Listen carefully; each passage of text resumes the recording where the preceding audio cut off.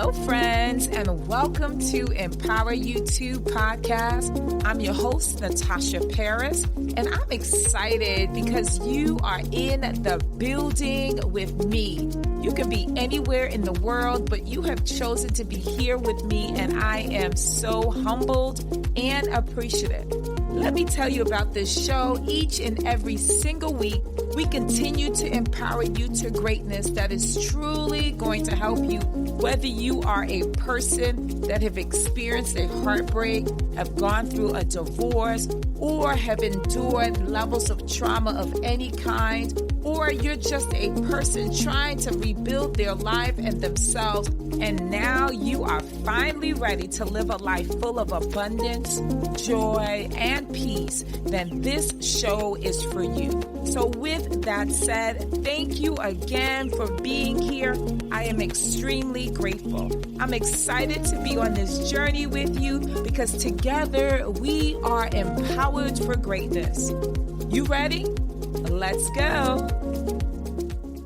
Hello, hello, hello. It is your girl, Natasha Paris, the empowerment strategist and the mental health therapist expert. And I am so excited, as always, to come before you for episode 139, my friends, season 2. Well, what we know for sure is that things are crazy right now. New political climate, global warming, poverty, death. There are often lots of things that causes us to feel levels of sadness, high levels of anxiety, and even questioning our own well-being. Well, today in episode 139, we're going to talk more about how to move past all of that. So with that said, before I jump in and tell you what the topic is for today, I want you to take a moment and hit that 5-star button on your favorite platform and leave a highlighted comment about this episode or about the entire podcast Empower You 2. Because guess what? I want to hear from you. And also, I want you to take it a step further and share this episode or the entire podcast with someone who you believe could benefit. Okay, my friends, let's jump right into episode 139. And the topic for today is how to manage life when the world is going crazy. Yes, how to manage your life when the world is going crazy. Well, one thing I know for sure is that the world can be a very, very difficult place to live in, but it is so worth it because there are so many great things that you can receive and benefit from this life. But oftentimes, and as a licensed clinician, I have my clients who express how life is difficult because of what's happening around them. And oftentimes what's happening around them really impacts what is happening within them. And so today's episode, I am going to give you some tips on how to manage your life when life continues to life. I'm going to say that again. How to manage your life when life continues to life. So my friends, when the world feels like it's spinning out of control, managing life comes down to focusing on what you can control. So I want to give you some recommendations on how you can manage your emotions, your feelings, because guess what?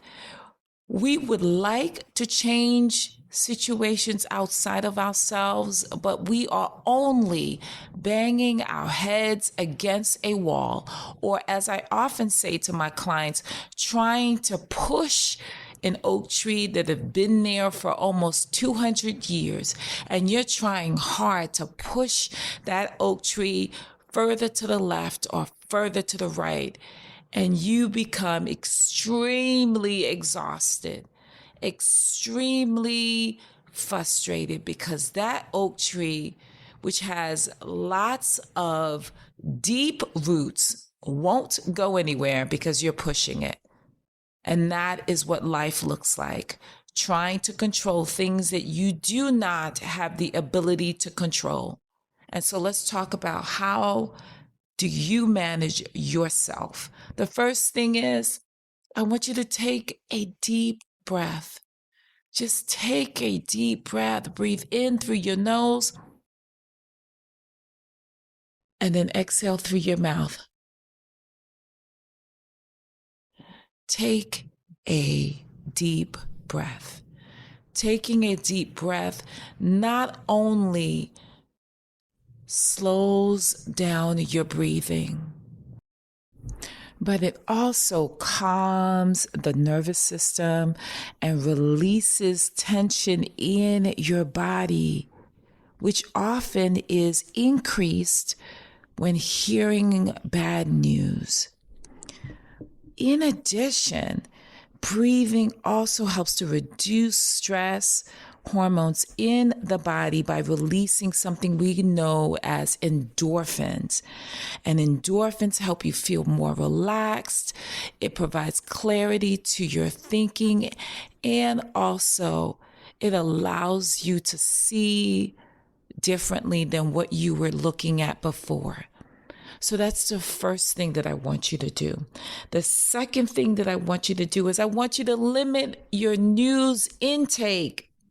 Okay, because what we know for sure is that when you are consistently listening to the news, you find yourself getting so consumed with all of the negativity. And you go to sleep with it, you wake up with it, because there are people that literally go to sleep listening to the news. That, my friend, is not the key to waking up stress-free. Because remember, you're listening to that, you're taking that into your REM sleep. That is that deep sleep. And it really causes you to have a unrestful sleep, right? Getting up in the middle of the night because your spirit is uneasy. So it's important for you to limit your news intake, your social media consumption. Pay attention to what you are putting in your mind, what you are saying out of your mouth, and also what you are reading, right? Because all of those things really matter. And so it's important for you to be in a place where you are taking an intentional and conscious decision to focus on you. Okay? The third thing that I want you to pay attention to is, I want you to stick to your routine. And if you don't have a routine, create one. And I'm talking about a routine as it relates to your sleep, making sure that you're going to bed almost at the same time every night, your nutrition, drinking lots of water, eating fruits and vegetables, moving away from all of the sugar and all of the potato chips. I know it tastes good, but is it really good for you? Ask yourself, okay? And then the other piece that is super important is exercise. It is vital for you to be in a place where you are exercising at least 4 times a week. Okay, 20 minutes or more, getting the blood flowing through your body and allowing yourself to really breathe, as I shared with you in the first recommendation. So it's important for you to exercise, move that body, and it'll help avoid, okay, or decrease swelling and pain in your body. Because remember, when you're stressed, it really has an impact on your body, physically and of course mentally. And we'll talk about that. The other piece, number 4, is I want you to do what? I want you to accept the uncertainty and build resilience. What does that mean, my friends? That means that it's important for you to understand, like I said before, that you cannot change what is happening around you. But what you can do, shift your perspectives as it relates to focusing on all of the bad, all of the bad. And you should find solutions in some difficult times. And the thing is, we're not talking about saving the world. We are talking about saving you. And that's where listening to Empower You 2 podcast comes right in, okay? Because I'm going to teach you how to remind yourself that this too shall pass, that this difficult time shall pass, and that God does not want you to be fearful, because that is not of God. But what he wants you to do is know that all is well, because he's with you. And I have to say that, my friends, because we tend to focus on all of the things that we cannot change rather than focusing on the things that we can change. And that is your perspective. Okay. The 5th point is I want you to be in a place where you are practicing gratitude. Take a moment and look around you and find something to be grateful for. Because if you can do that, then guess what you're doing? You're maximizing the good and you're minimizing the not so good. Because if you focus on all of the things that you cannot change, what is happening around you, you will become depressed. You will become agitated. But if you choose correctly to focus on gratitude, focus on all of the good things that are happening in your life, man, listen, as I often say, you will begin to see a change in your attitude and also your emotions.